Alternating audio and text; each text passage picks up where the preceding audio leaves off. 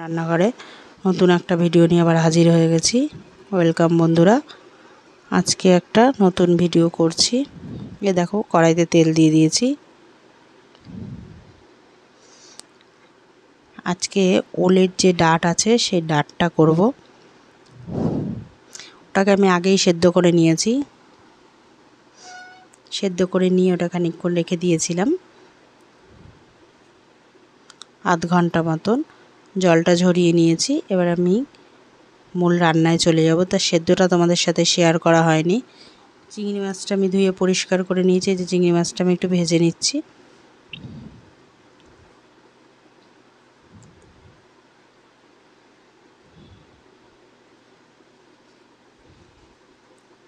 খুব সহজেই জানি এই রান্নাটা করে ফেলা যায়, সেইভাবেই দেখাচ্ছি।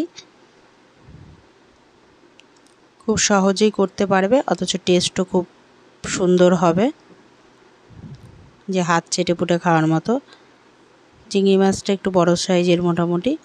তো আমার প্রায় অনেকটাই ভাজা হয়ে গেছে চিংড়ি মাছটা।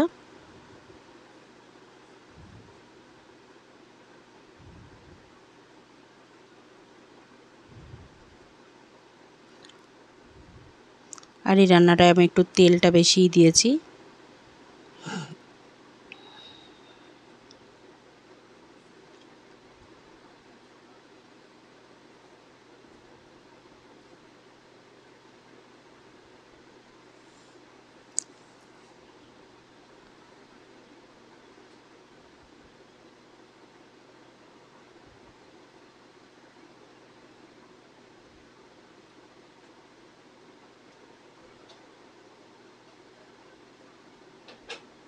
চিংড়ি মাছটা আমার ভাজা হয়ে গেছে, তুলে নিয়েছি।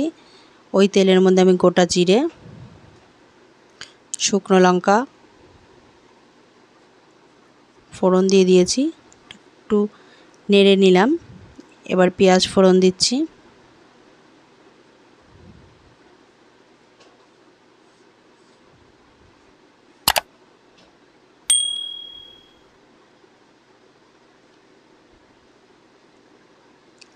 লঙ্কা পেস্ট,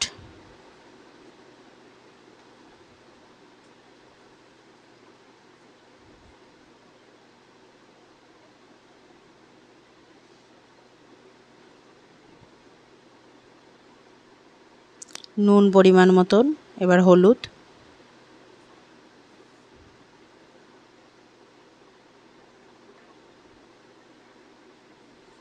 সেদ্ধ করে রাখা যে ওলকচুর ডাঁটিটা সেটা দিয়ে দিচ্ছি, ডাঁটগুলো।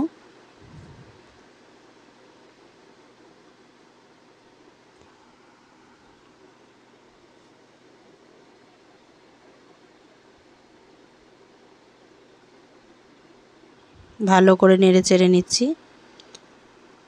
তোমরা যদি মনে করো এর জায়গায় রসুনও ব্যবহার করতে পারো, কিন্তু রসুনটা আমি দিচ্ছি না।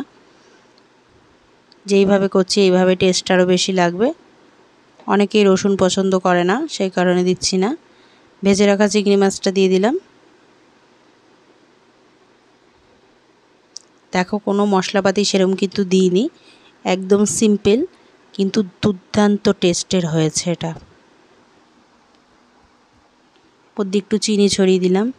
যদি মনে করে থাকো আর কোনো রেসিপি রান্না করবে না, কোনো পদ, এটা দিয়ে শুধু খাবে, একদম জাস্ট আমার মুখের কথা না ইয়ে করে একবার ট্রাই করে দেখতে পারো। এই ওলের ডাঁট যদি ঠিকঠাক মতো করতে পারো, যেইভাবে আমি দেখালাম সেইভাবে, তাহলে একদম দুর্দান্ত টেস্টের হবে।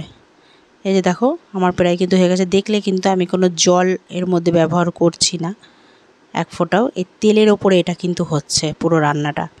তো তেলটা এতে একটু বেশি দিতে লাগে, যেহেতু এটা একটু একটা কচুর জাতের, কচুতে তো একটু তেল ঝাল একটু লাগেই।